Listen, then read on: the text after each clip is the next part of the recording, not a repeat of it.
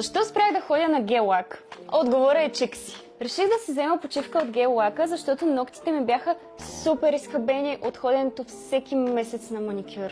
И си казах, защо да не пробвам пресон ногти?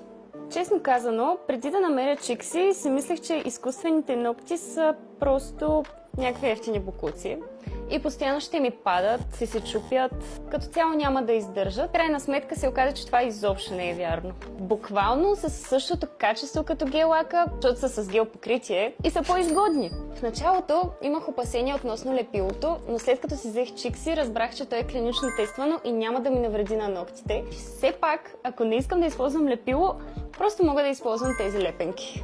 Та откакто започнах да използвам пресон ногти, си спестих 3 часа на месец да ходя до салона, да стоя там да ми правят маникюр и да се връщам обратно, евентуално в трафика.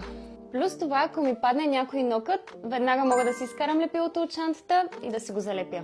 Не трябва да се притеснявам, че някой нокът ще ми се счупи и че трябва да чакам 1 месец, за да ходя да си го оправя. Или пък специално да трябва да си запазвам час, за да ми го оправят и евентуално после да се връщам отново в трафика.